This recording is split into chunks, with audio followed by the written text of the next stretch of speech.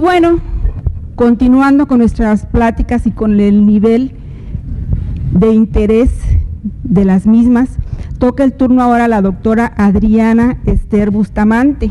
Ella es argentina de nacimiento, pero mexicana de adopción.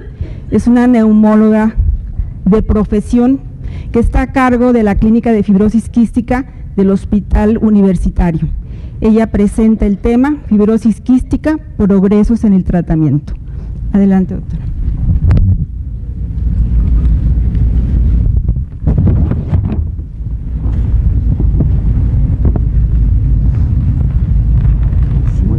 Gracias, doctora.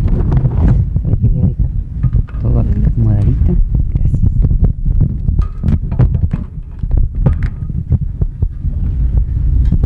Bueno, buenos días y vamos a tratar de platicar un poquito sobre fibrosis quística.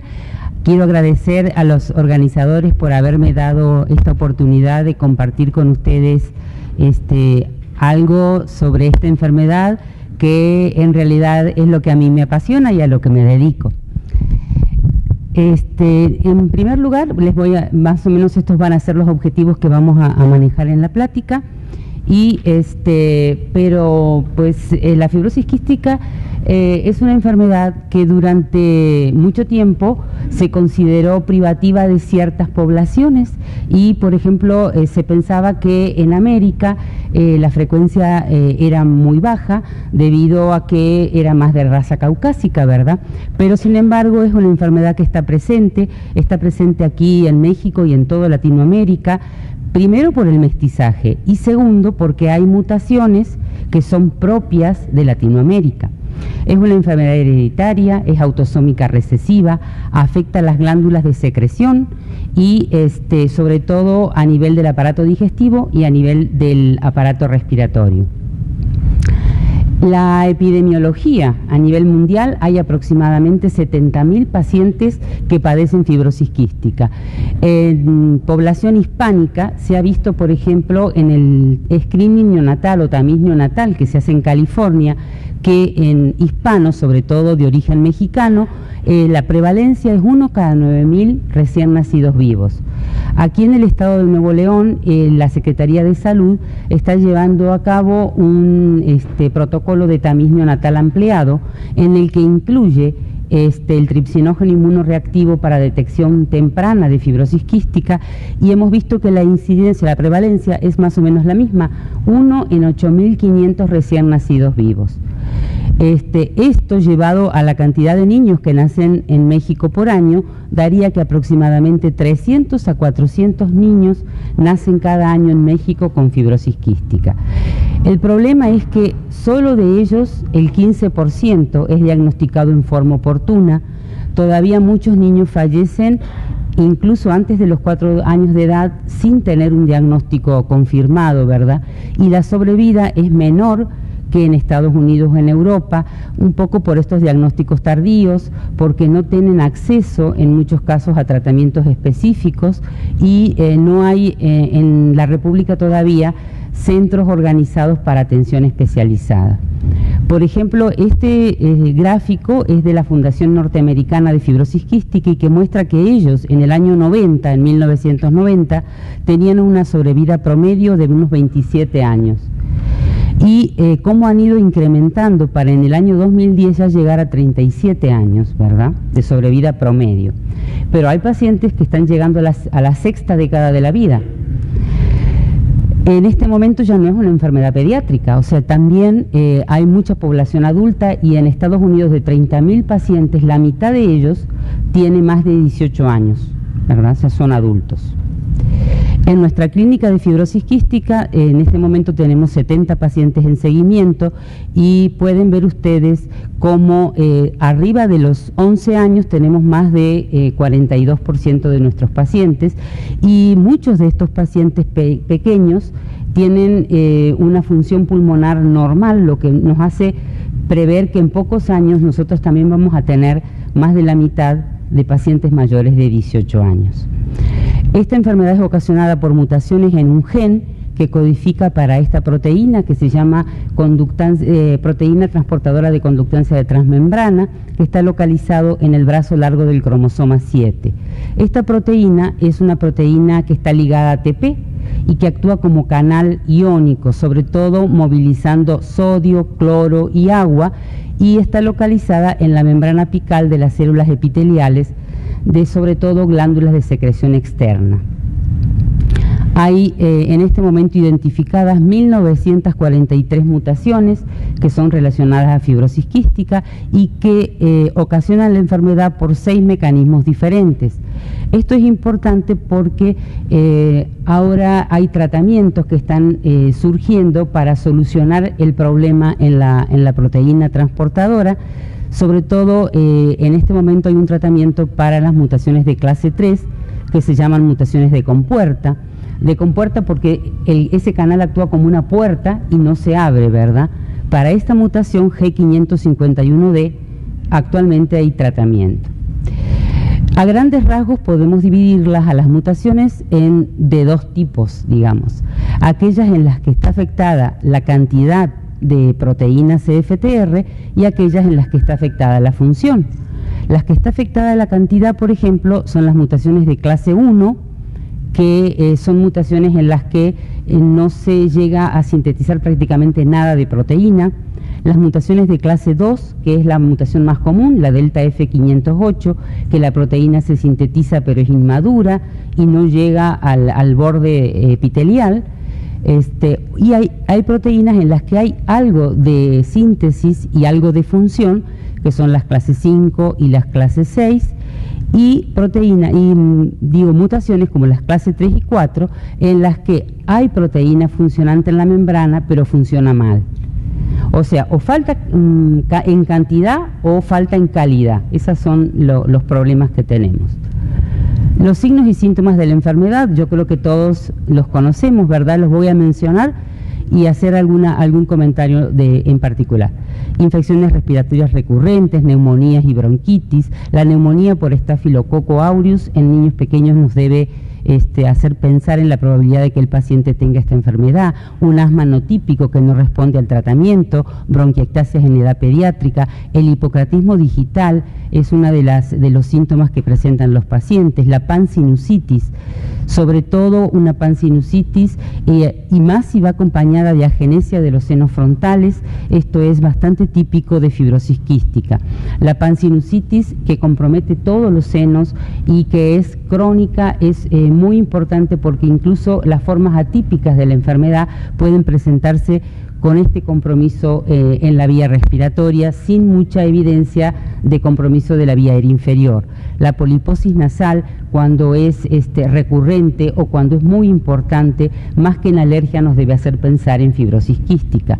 El hilio meconial prácticamente es diagnóstico de fibrosis quística. El prolapso rectal, si no se da en el curso de una gastroenteritis aguda y sobre todo si es recurrente, nos debe hacer pensar en fibrosis quística. La cirrosis en edad pediátrica, cuando no encontramos así una causa más que evidente, nos debe hacer incluir en el despistaje diagnóstico los electrolitos en sudor. La litiasis biliar en niños, también es importante que nosotros incluyamos en el andamiaje que le vamos a hacer al paciente los electrolitos, porque las causas son o anemias hemolíticas o fibrosis quística, son las 2 causas que más nos pueden conducir a litiasis biliar en edad pediátrica. En la ictericia neonatal prolongada y en la colestasis neonatal, aunque sospechemos una atresia de vías biliares, debemos incluir, si no está tan claro el diagnóstico, los electrolitos en sudor.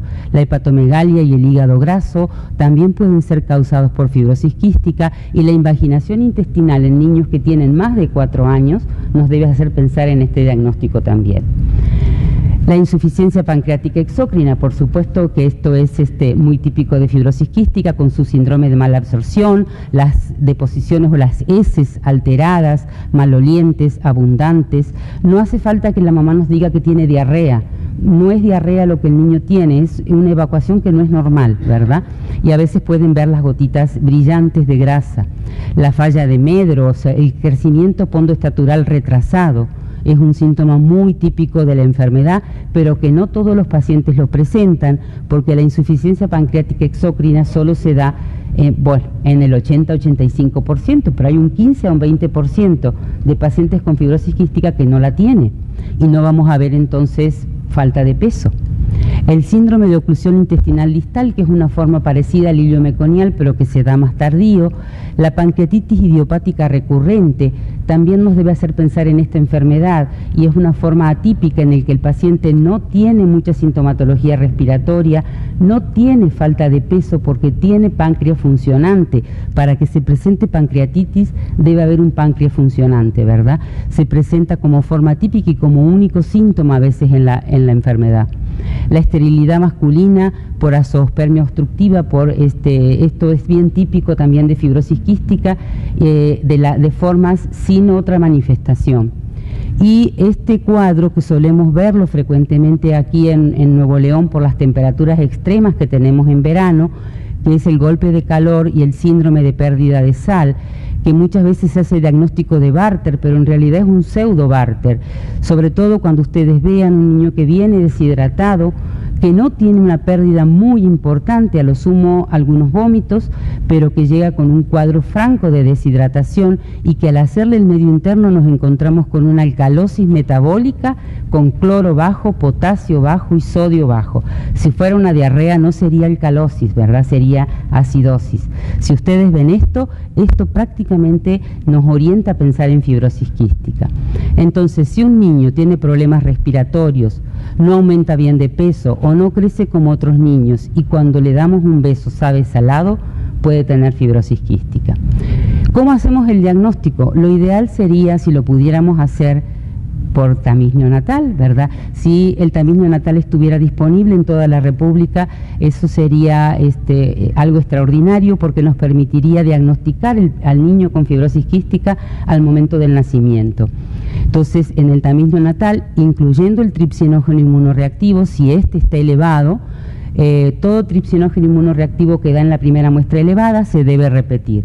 Si persiste elevado, hay que hacer estudio diagnóstico, que debido a nuestro background de mutaciones, el estudio genético no nos hace diagnóstico. Necesitamos hacer electrolitos en sudor. El genético nos puede complementar, pero no descarta la enfermedad, porque hay mutaciones raras y poco frecuentes en la población. Un tamiz positivo no es igual a diagnóstico, y un tamiz negativo no descarta la enfermedad. O sea, es una prueba de sospecha nada más, ¿verdad? Hay falsos positivos, por ejemplo, infecciones congénitas, la trisomía 3 y 18, la 3 intestinal, la hipoxia perinatal, y todos aquellos portadores de una mutación, aunque no sean enfermos, pueden dar el tripsinógeno inmunoreactivo elevado. Y falsos negativos, el iliomeconial. En un paciente que nace con iliomeconial, no esperemos que siempre tenga el tamiz neonatal positivo. Tenemos, por ejemplo, un caso que nos llegó de un iliomeconial que su tamiz neonatal fue totalmente normal, y sin embargo tiene fibrosis quística. Y las mutaciones leves, también tenemos un pacientito que su tamiz neonatal fue negativo y posteriormente empezó con clínica y tiene una mutación en la que está alterada la conductancia, o sea que tiene algo de función del CFTR, y por eso su tamiz dio normal. El estándar de oro sigue siendo los electrolitos en sudor.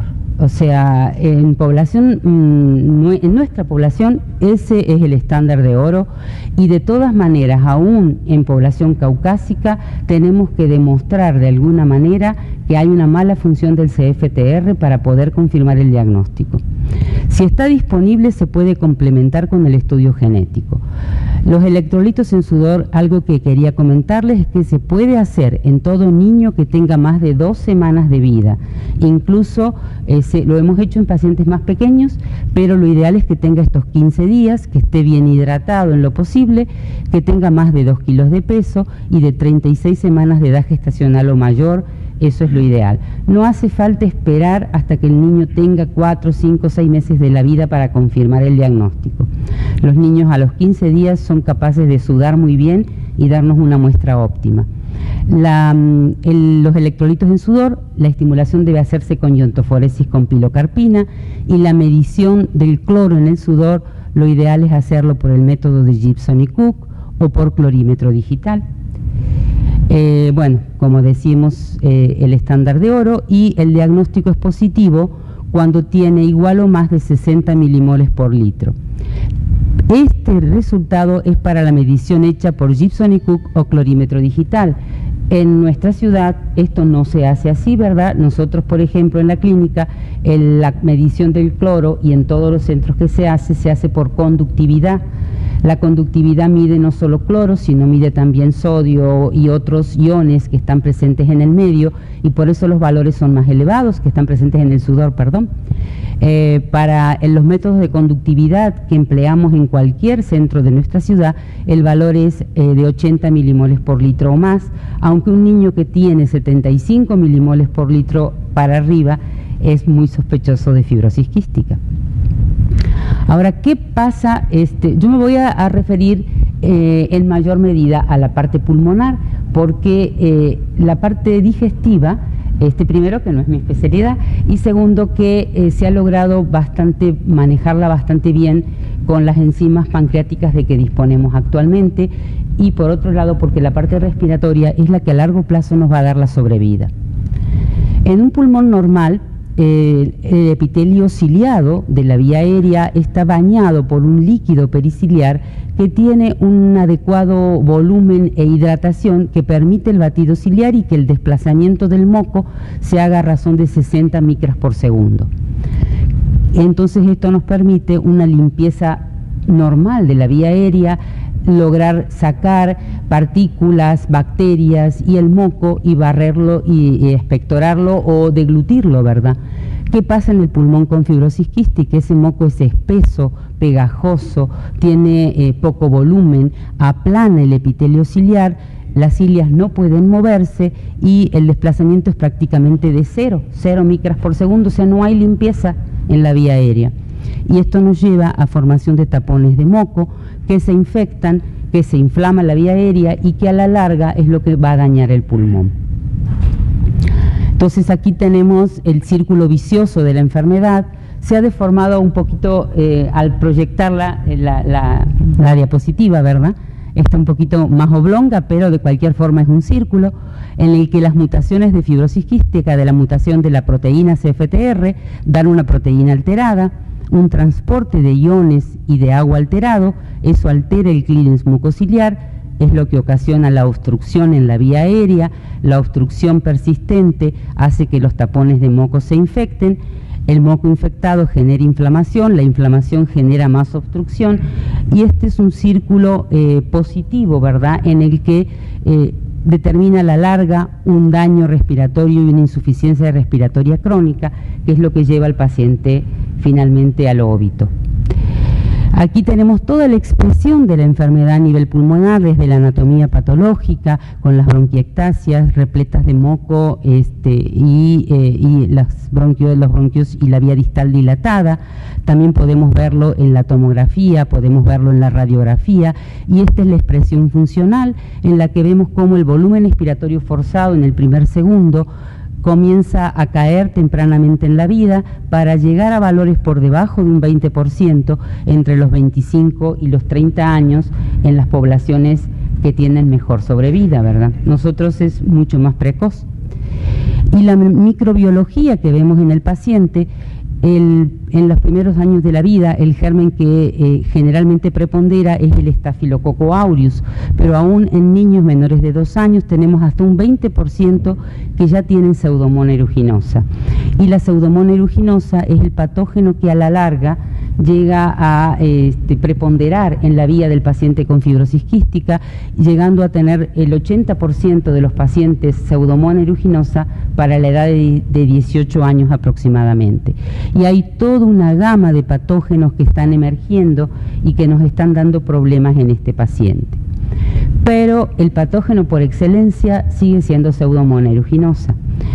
En el momento del nacimiento se sabe que el pulmón del paciente es estéril, aunque ahora se duda de la esterilidad del pulmón, y estamos hablando de que aún en pacientes normales hay una flora, como hay una flora intestinal, hay una flora también en la vía respiratoria, nada más que no es patógena, ¿verdad?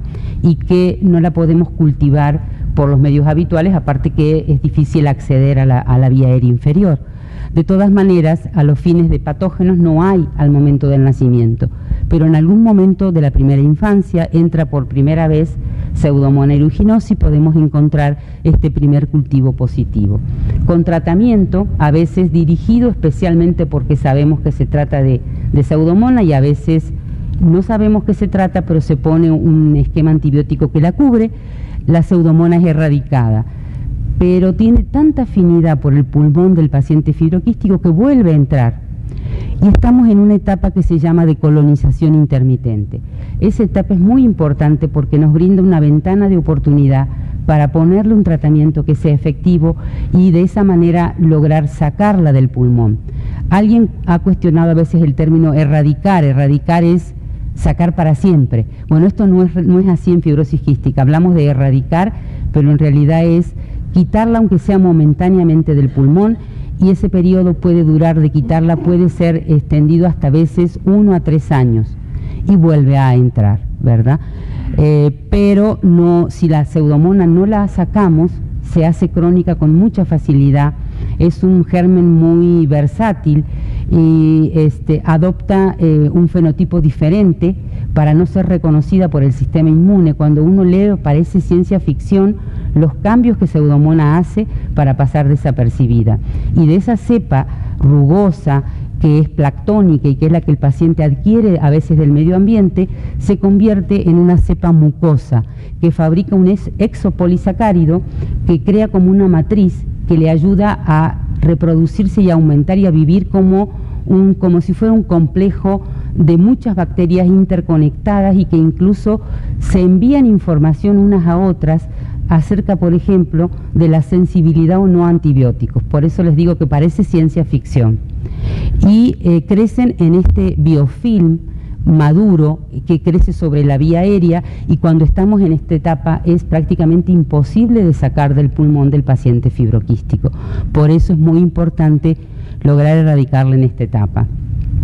Si entramos a la etapa crónica, el paciente después evoluciona con recaídas infecciosas desencadenadas por diferentes, por ejemplo, por recaídas por infecciones virales, por factores del entorno, por contaminación. Muchos factores pueden hacer que la Pseudomonas se reproduzca y aumente en la vía aérea y ocasione esas recaídas o exacerbaciones que llamamos y que requieren terapia antibiótica sistémica. En esta etapa crónica también puede usarse una terapia supresiva crónica, que la vamos a ver un poquito más adelante.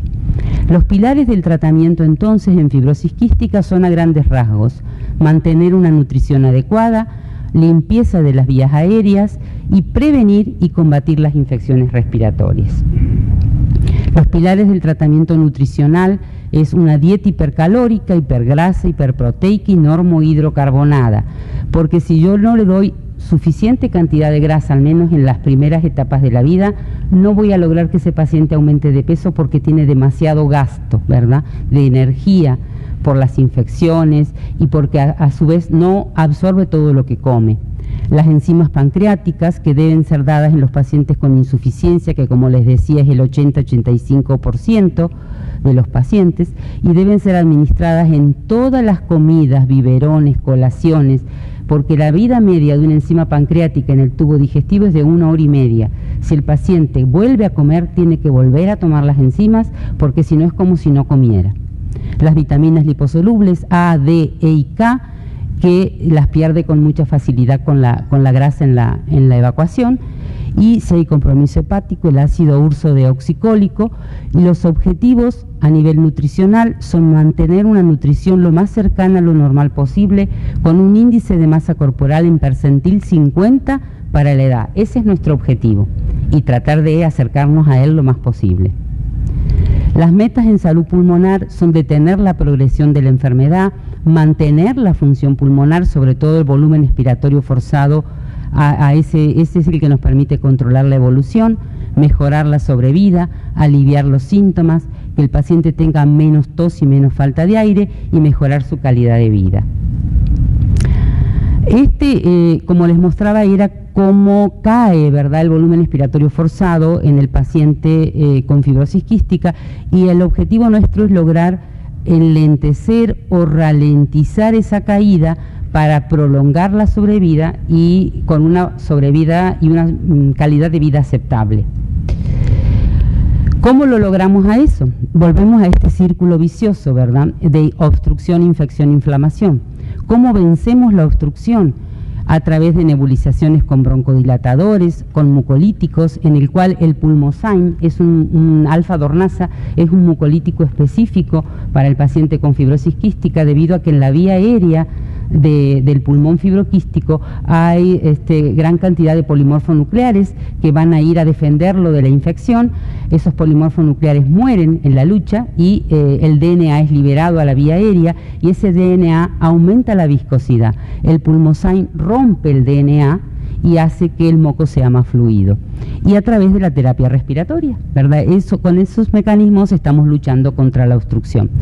También tenemos como mucolítico ahora una sustancia que es muy económica, que es la solución hipertónica, que también la vamos a ver. Para combatir la infección vamos a utilizar antibióticos, que pueden ser vía sistémica o vía inhalada, y para combatir la inflamación hay escuelas que están utilizando el ibuprofeno. Ibuprofeno se utiliza a altas dosis. El problema con el ibuprofeno es que hay que manejarlo conociendo sus niveles séricos, porque por un lado por toxicidad y por otro lado porque si no alcanzamos un nivel óptimo tiene un efecto contraproducente. La acitromicina, que no la utilizamos como antibiótico, sino porque mejora la rheología del moco y tiene efecto antiinflamatorio. Corticoides, los corticoides sistémicos tienen efecto antiinflamatorio muy bueno, pero tienen muchos efectos colaterales.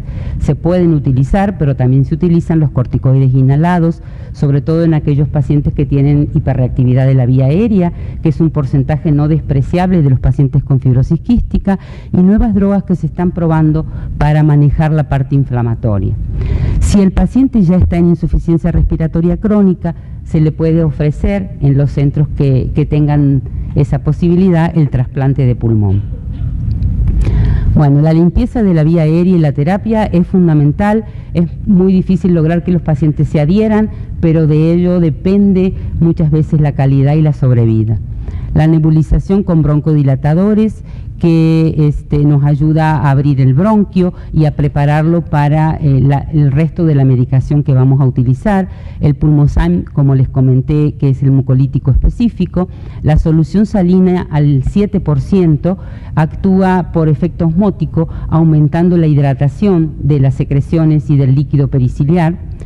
El tema con la solución hipertónica es que deberíamos utilizar la solución que viene en viales, o sea, en ampollas individuales, o si no, prepararla inmediatamente antes. No es bueno que el paciente tenga la solución preparada con mucha anticipación y la utilice en forma así persistente, porque se contamina con facilidad y es un vehículo para que entren gérmenes a la vía aérea. Y luego la terapia respiratoria, que utilizamos la percusión clásica, el drenaje postural en los pacientes mayores. En los pacientes pequeños no está indicado debido al reflujo que puede favorecer. La vibración, auxiliares como el flúter, el acapela, el RC Cornet, que son dispositivos que tienen presión positiva expiratoria y vibración, que transmiten a la vía aérea y le ayudan a despegar el moco y a que el paciente lo pueda expulsar. Y el chaleco, que ahora los pacientes están muy desesperados por conseguirlo, pero en realidad no se ha demostrado que sea mejor que estas formas de percusión y clásicas, ¿verdad? Lo que sí es más cómodo para la familia el poder disponer de este implemento, que es una máquina que le da vibración y les ayuda a expectorar las secreciones. Bueno, los antibióticos siguen siendo sumamente importantes para el paciente fibroquístico y somos un poco, se los damos con bastante facilidad, porque tienen con mucha propensión a padecer infecciones, como veíamos, por gérmenes comunes y algunos específicos, ¿verdad?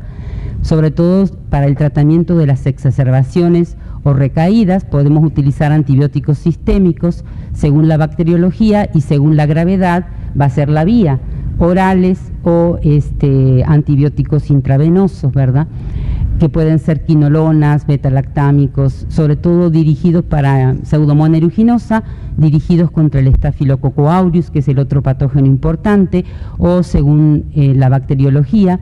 Se puede hacer monoterapia, o sea, utilizar un solo antibiótico, por ejemplo, con las quinolonas y con los carbapenem se suele hacer, o terapia combinada, en que el esquema más clásico, por ejemplo, es ceftazidima micacina o ceftazidima tobramicina si se dispone por vía intravenosa. Y la duración del tratamiento es algo sobre lo que se ha discutido mucho últimamente, y han hecho trabajos en los que evalúan cuánto el paciente necesita para recuperar la función pulmonar que tenía previa a la exacerbación, y han visto que en promedio son entre 10 y 14 días lo que el paciente necesita para volver al estado previo a esa infección.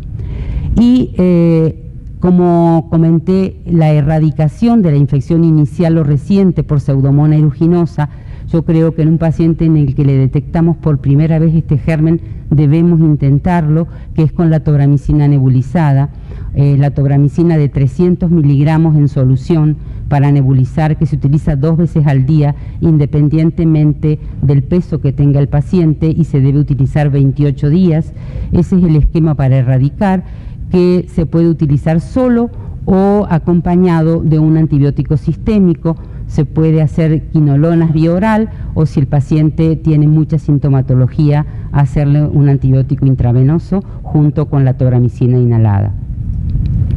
En nuestra clínica efectuamos un tratamiento de erradicación de cuando detectábamos por primera vez Pseudomonas aeruginosa, e hicimos un trabajo con este proyecto que tiene funcionando desde el año 2004 aproximadamente, en el que nosotros a todos los pacientes, la clínica tiene una historia de que pues comenzó a trabajar en el año 2001, y recibimos pacientes que ya habían sido diagnosticados y que tenían ya colonización crónica por Pseudomonas aeruginosa, y esos pacientes fueron utilizados como grupo control.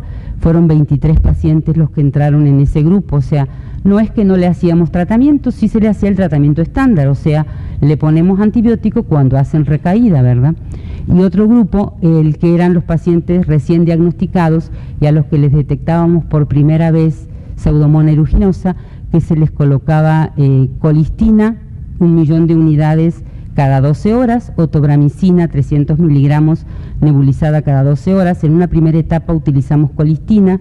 Cuando dejamos de poder conseguirla, pasamos a utilizar la tobramicina, y a cualquiera de estos dos esquemas nebulizados les agregamos ciprofloxacina vía oral, ambos tratamientos por 28 días. Y a los dos grupos los seguimos. Es una cohorte abierta, por lo tanto hay pacientes que fueron ingresando a medida que se fueron diagnosticando o que vinieron a nuestra clínica. El seguimiento osciló entre 3 y 10 años, por eso el seguimiento es variable, ¿verdad? De cualquier forma, a todos los pacientes se hizo un corte en el año 2010, y a todos los pacientes se observó cómo había sido la evolución, y este es el volumen expiratorio forzado en el grupo A, que eran los pacientes que venían con colonización crónica, en las que la Pseudomonas ya tenía fenotipo mucoide. El volumen expiratorio forzado es sumamente reducido, aún a los 4 o 5 años de la vida, en tanto que este grupo de pacientes son los que se hizo erradicación con tobramicina o colistina, y que tienen función pulmonar entre los 6 y los 8 años. A ambos grupos, a los que se pudo hacer función pulmonar, se les hizo a los 9 a 12 años, y vemos cómo persiste la diferencia. Este grupo que se erradicó, que a veces necesitaron tratamiento de erradicación 1 año y medio o 2 años con esa frecuencia, de cualquier forma, llegando a los 12 años siguen con función pulmonar normal. Del grupo control, 17 pacientes fallecieron de los 23 en este periodo, con una edad promedio al momento del fallecimiento de 10.7 años, en tanto que en el grupo que recibió erradicación ningún paciente ha fallecido. Es muy triste comentar esto, pero es la realidad, y desgraciadamente no todos los pacientes pueden acceder a este tipo de tratamientos, ¿verdad? Y algo parecido pasa con la supresión crónica de Pseudomonas aeruginosa. En el paciente colonizado crónicamente, lo ideal, aparte de tratar las recaídas infecciosas cuando las presentan, sería utilizar antibióticos nebulizados o inhalados, que en nuestro país el único que está disponible es de 300 miligramos la tobramicina, o sea que hay 2 nombres comerciales, y se administra cada 12 horas, 28 días sí y 28 días no. No es válido utilizarla por menos tiempo porque lo único que hacemos es gastar un recurso que no le va a beneficiar al paciente, ¿verdad? Esto es lo ideal. Y los objetivos son reducir la carga bacteriana, mejorar la función pulmonar, reducir los síntomas, reducir las exacerbaciones y reducir la morbilidad y mortalidad. Miren, este trabajo fue publicado en el año 2012, en el que ellos siguieron a los pacientes que utilizaban tobramicina nebulizada, 28 días sí, 28 días no, los siguieron durante 10 años. Y los compararon, este es el grupo que utilizó la tobramicina, y los compararon con los pacientes que no accedieron a utilizar, o quizás por motivos económicos, o por diferentes motivos no utilizaron la tobramicina en forma crónica, y se observó una diferencia, una reducción en la mortalidad de 21% para aquellos que utilizaron tobramicina nebulizada. Bueno, entonces los factores responsables del resultado en el paciente con fibrosis quística son muchos. O sea, aparte de los que hemos mencionado, los factores genéticos, ¿verdad? La mutación, hay mutaciones más leves y mutaciones más severas. A su vez, el paciente puede tener una mutación severa, pero heredar junto con esa mutación otros genes que van a modificar el comportamiento del gen de fibrosis quística. Estos genes modificadores pueden hacer que aún una mutación severa como la delta F508 se manifieste como una leve, ¿verdad? Y el sexo. Desgraciadamente, las mujeres, como en todas las enfermedades respiratorias, tenemos peor pronóstico en fibrosis quística, y es debido a los estrógenos. Los estrógenos interfieren con el movimiento de los iones, en particular del cloro y del sodio a nivel del epitelio, y eso afecta sobre todo en el periodo desde el día 15 al día 28 de la menstruación, afectan mucho a la paciente con fibrosis quística. Y factores del entorno, la exposición a microorganismos. Hemos visto, por ejemplo, diferente comportamiento en los niños que se crían en ambientes no urbanos, ¿verdad? Con mejor evolución que pacientes que viven en la ciudad debido a la contaminación. La exposición al humo del tabaco es otro factor que incide mucho en el pronóstico, y han visto que hermanos, por ejemplo, gemelos, separados al momento del nacimiento, uno criado en un ambiente con humo de tabaco y otro no, la evolución es sumamente diferente. La nutrición, ¿verdad? También la función pulmonar se relaciona íntimamente con la nutrición de nuestro paciente. Y el acceder a tratamientos médicos, el cumplimiento y la adherencia, por eso no nos cansamos de decirles que deben tener un tratamiento mínimo, que no pueden dejar de hacerlo, pase lo que pase, ¿verdad? La edad al diagnóstico es otro factor que también incide. Desgraciadamente, a veces el paciente pierde el tiempo, ¿verdad?, y no accede a un diagnóstico temprano, y cuando llega tiene pseudomonas crónica y tiene un deterioro importante de la función pulmonar. El acceso a tratamiento en un centro especializado también es un factor en el diagnóstico y el tratamiento que le indiquemos y que lo pueda adquirir. En esta gráfica, por ejemplo, Holanda es uno de los países que ha implementado el tamiz neonatal hace más tiempo, y ha seguido a los pacientes diagnosticados por tamiz neonatal 24 o 25 años. Y ellos han visto, por ejemplo, una diferente sobrevida.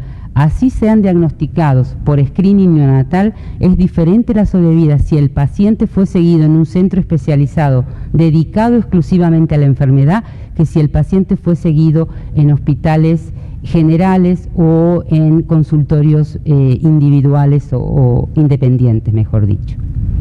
Los factores del entorno, los microorganismos, o sea, en las clínicas de fibrosis quística o en los consultorios o en los centros donde se atienden pacientes con fibrosis quística, se deben implementar políticas de segregación o de separación de los pacientes según la bacteriología. Los pacientes con fibrosis quística no deben compartir la misma habitación en un internamiento. También debe evitarse el contacto estrecho en sala de espera, en pláticas, en eventos sociales. Un paciente con fibrosis quística debe estar a más de 2 metros de otro paciente con fibrosis quística porque se contagian a través de las gotitas de flema y a través de las gotitas de saliva, de flush, se contagian gérmenes. Y el germen que un paciente tiene diferente sensibilidad con respecto a la del otro y no le quita sensibilidad, sino que le suma resistencia, ¿verdad? Ese es el problema. No deben compartir tampoco equipos de nebulización, por eso les recomendamos que cuando van a internarse lleven su propio equipo para evitar que en un momento de apuro utilicemos un equipo que no sea el del paciente. Gérmenes emergentes. El estafilococo aureus meticilino resistente en Estados Unidos ha pasado de tener de 2 a 3% a un 25%. En nuestra población está pasando algo parecido, se está incrementando el estafilococo meticilino resistente y es un factor que también incide y da un mal pronóstico, una mala evolución. El complejo de Burkholderia cepacia es un germen que también da epidemias, que puede dar lo que se llama síndrome cepacia, que pasa sangre y da una verdadera sepsis, que es mortal en el paciente con fibrosis quística. Hay también un incremento de Stenotrophomonas maltophilia, alcalígenes y loxosidan, las micobacterias atípicas, en particular Mycobacterium avium y Mycobacterium abscessus, han visto en Estados Unidos. Nosotros no lo hemos visto en ningún paciente aquí, pero ellos han visto que tiene también un efecto deleterio en el paciente con fibrosis quística. Y hongos, en particular hongos filamentosos, Aspergillus fumigatus y otros de la línea de Aspergillus, también son importantes tener presente, ¿verdad? Los medicamentos en investigación. Hay detrás de la fibrosis quística prácticamente toda la industria farmacéutica buscando medicinas para este grupo en particular, ¿verdad? Y en la parte nutricional, ustedes saben de que las enzimas que utilizamos son de origen porcino. Se está buscando enzimas que sean de síntesis y una de ellas es esta liprotamase que está en fase 3 de investigación. También hay una gran cantidad de antibióticos por vía inhalada o nebulizada que se están investigando, levofloxacina, aricase, que es amicacina, ciprofloxacina para inhalar, la tobramicina para inhalar en polvo, que ya está disponible en el mercado, y la tobramicina en solución, y el Caiston, que es Astrionam, también en solución para nebulizar. En cuanto a la terapia antiinflamatoria, el ibuprofeno está disponible, pero hay toda una gama de medicamentos que están en investigación. Algunos están disponibles en el mercado, pero no con esta indicación, como es la acetilcisteína, como es el sildenafil. La alfa-1 antitripsina, por ejemplo, tiene propiedades antiinflamatorias y se están haciendo estudios de investigación en fase 2-3 en pacientes con fibrosis quística. Y luego tenemos aquellos que van dirigidos a restaurar el líquido de la vía aérea, que uno es el bronquitol o manitol, que por efecto osmótico mejora la hidratación, pero ha tenido muchos efectos colaterales, sobre todo le desencadena mucha tos al paciente y eso ha hecho que no sea tan bienvenido. Y ahora tenemos esta gama de medicamentos que van dirigidos a corregir el defecto o a modular el CFTR, que en la conferencia norteamericana han sido las estrellas, por un lado porque este medicamento en particular, el Vertex 770, que en realidad es Ivacaftor, es el nombre de la droga, y el nombre comercial es Kaleideco, para esta mutación G551D ha logrado mejorar la función pulmonar, ha logrado disminuir la cantidad de cloro en el sudor del paciente con fibrosis quística y en la conferencia presentaron una cantidad muy grande de trabajos en los que mostraron cómo corrige el pH, cómo disminuye la viabilidad de patógenos, Pseudomonas, estafilococo, en realidad por restaurar el líquido en la vía aérea, no por acción directa, sino indirecta, a través de mejorar el clearance de secreciones, ¿verdad? Todas estas mutaciones son mutaciones de compuerta. La mutación G551D es una mutación de compuerta, que es la que funciona el Kaleideco. Eso quiere decir que el CFTR está en el epitelio, está en el borde epitelial, pero no es capaz de ligar el ATP y abrir esa puerta para que salga, se secrete el cloro, se reabsorba el sodio y salga agua, ¿verdad?, como consecuencia de este movimiento de iones. Entonces, en esta mutación, que es la que está funcionando el Vertex muy bien, el CFTR está ahí, solo falta esta pequeña molécula que hace que ligue el ATP y se abra el canal y salgan y se muevan los iones. Pero tenemos muchas otras mutaciones de compuerta en los que Kaleideco va a funcionar. En nuestro país, por ejemplo, tenemos bastantes pacientes que tienen la S549N, que responde incluso al Kaleideco más que la G551D. En este momento hay protocolos de investigación en Estados Unidos, en Europa y en Australia con este medicamento para pacientes con estas mutaciones de compuerta, y también han demostrado que es efectivo en aquellas mutaciones en las que está alterada la conductancia, ¿verdad? Que la proteína está en el borde pero no funciona bien. En esas también funciona Kaleideco. ¿Qué pasa en la delta F508? Porque ese es el mayor porcentaje de pacientes. Esta mutación es una mutación en la que hay una delesión de fenilalanina en la síntesis de la proteína, y esa proteína, entonces, el RNA mensajero se fabrica la proteína en el retículo endoplasmático, pero esa proteína, cuando va a madurar al complejo de Golgi, no madura, no pasa los controles de calidad que tiene la célula, y entonces es eliminada y no llega al borde epitelial, ¿verdad? O sea, no hay proteína en el borde epitelial en la mutación delta F508. Necesitamos entonces, para corregir a esta mutación, un combo. Una es un corrector del CFTR, que es este que se llama Vertex 809. Este corrector hace que la proteína pase el control de calidad y aumenta el tráfico y llega al borde epitelial. Pero desgraciadamente, como todo, cuando hay un control de calidad y algo no lo pasa, es porque algo no está bien, ¿verdad? Llega al borde epitelial, pero no funciona bien, es térmicamente inestable, y necesitamos entonces apoyar a esa proteína con otro medicamento, que es el Kaleideco, el mismo Kaleideco que estamos utilizando en las de compuerta.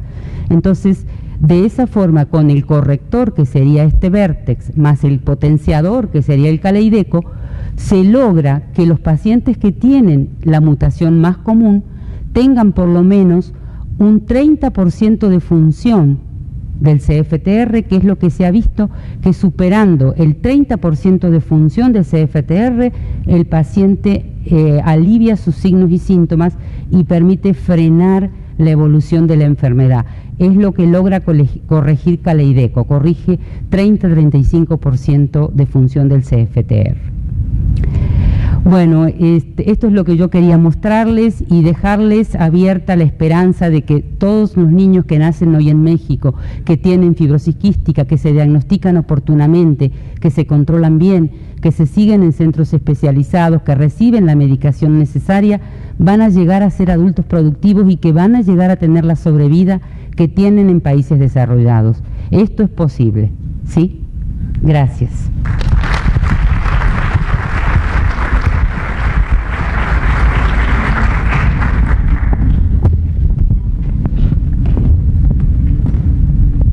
¿Preguntas para la doctora? Sí, doctor. Si me hace favor allá.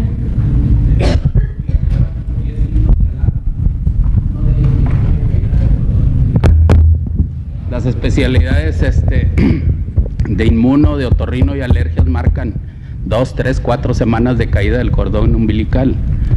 ¿Por qué en pediatría no lo preguntan? Los pediatras no lo anotan.